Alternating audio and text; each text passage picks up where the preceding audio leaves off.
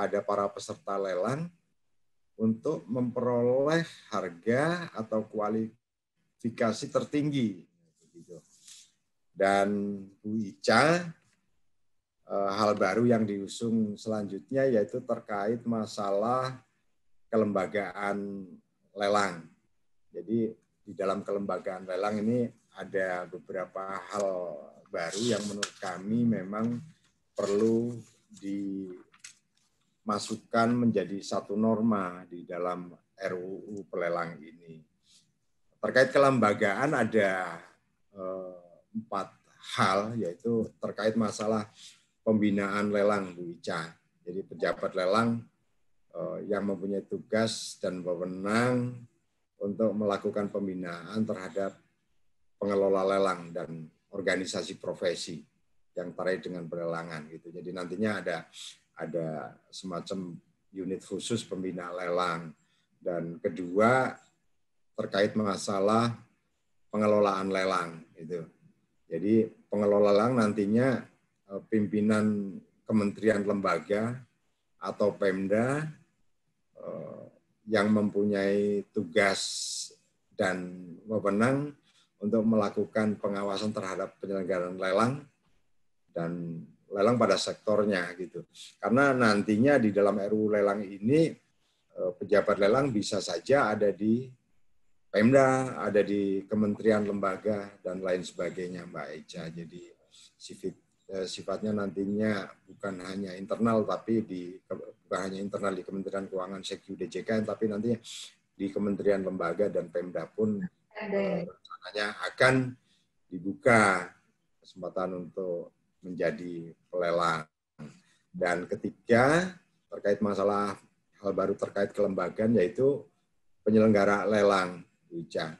Jadi ada unit pada lembaga pemerintah atau badan usaha swasta yang menyelenggarakan lelang. Nah, selama ini sebenarnya kalau swasta kan sudah ada itu balai lelang PL kelas 2 gitu. Dan terakhir itu pelelang sendiri, di mana ada seseorang yang berwenang memimpin jalannya pelaksanaan lelang untuk menetapkan pemenang dan membuat dokumen bukti pelaksanaan lelang. Ini risalah yang seperti lelang-lelang, risalah lelang atau pejabat lelang yang sekarang gitu.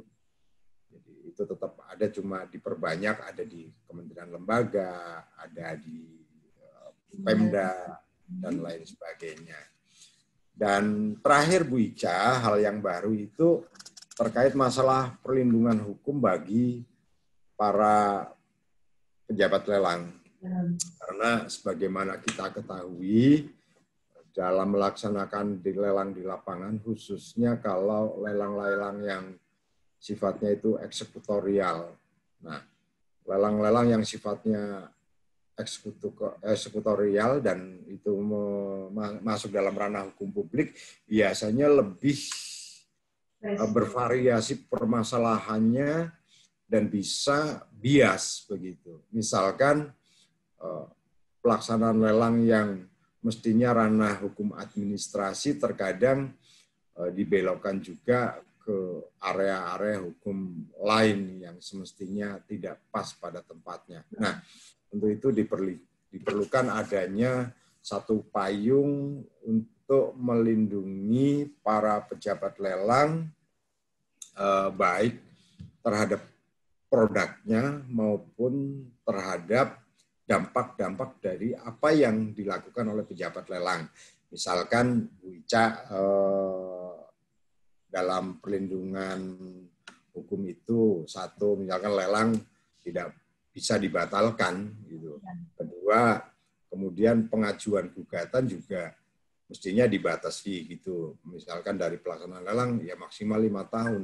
Sekarang kan gini Bu Ica, ada lelang sudah 30-25 tahun yang lalu, sekarang ahli waris yang gugat gitu. Nah, itu hal-hal yang seperti itu nanti kita berikan satu landasan hukum, perlindungan hukum pada para pelelang itu. Kurang lebihnya itu hal yang baru Bu Ica di dalam RUU pelelangan. Luar biasa Bapak, ini ternyata saya banyak yang belum terupdate tentang isi atau hal-hal baru yang kita usung dalam RUU pelelangan ini. Dan saya selaku pejabat lelang nonaktif jadi merasa, wah ini kalau seperti ini nanti lelang bisa berkembang sangat pesat insya Allah. Karena sudah ada nanti kita akan bikin rekonseptualisasi lelang. Tidak hanya lelang penjualan tapi juga pembelian barang dan jasa. Kemudian kelembagaannya kita akan semakin perkuat, perlindungan hukum juga kita berikan kepada para pelelang atau pejabat lelang. Kemudian nanti lelang tidak hanya barang tetapi juga jasa, bahkan termasuk juga hak-hak untuk menikmati barang yang merupakan barang tidak berwujud ya Pak ya. Dan Ya, saya kira dengan adanya beberapa hal yang kita usung dalam RUU yang baru ini akan sangat jauh berbeda dengan ketentuan existing yang ada sekarang Bapak. Dan untuk itu karena sepertinya isinya sudah sangat ditunggu-tunggu oleh para pelelang dan penyelenggara lelang, izinkan kami bertanya saat ini proses penyusunan RUU ini sudah sampai di mana Bapak dan apa kira-kira langkah selanjutnya Bapak? Silakan Bapak. Bu Ica, terkait perkembangan penyusunan RUU pelelang terakhir itu sudah sampai ke tahap one on one meeting, diseminasi dan pleno yang melibatkan banyak sekali stakeholder kementerian lembaga. Namun demikian Bu Ica, dapat kami sampaikan bahwa Direktorat Jenderal Kekayaan Negara kan sedang menyusun satu RUU pengelolaan kekayaan negara.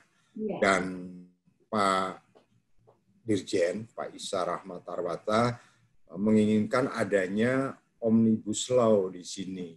Nantinya ada satu RUU di Direktorat Jenderal Kekayaan Negara yang bisa menampung seluruh tusi Direktorat Jenderal Kekayaan Negara.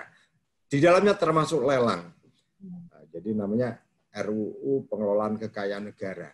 Nah, kami tentunya selalu berdiskusi, mengkaji bagaimana kita bisa mensukseskan RUU Pengelolaan Kekayaan Negara yang di dalamnya juga ada unsur lelangnya.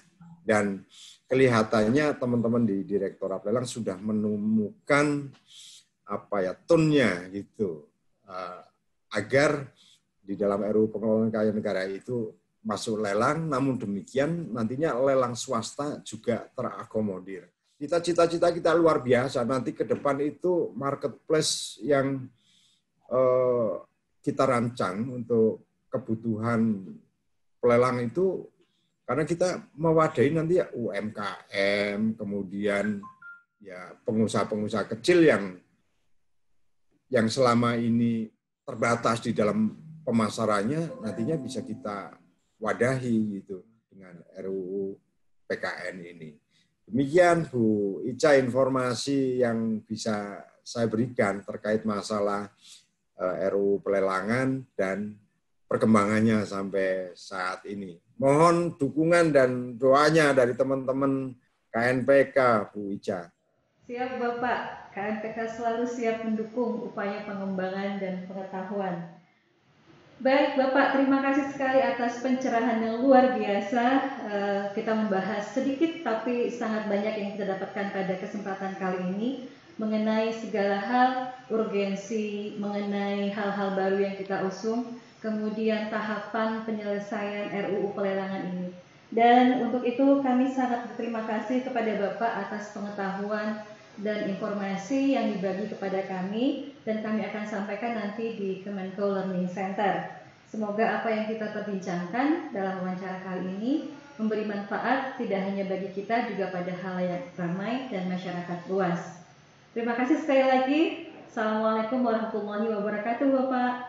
Sama-sama Bu Ica, jaga kesehatan. Salam untuk teman-teman di KNPK. Assalamualaikum warahmatullahi wabarakatuh. Terima kasih.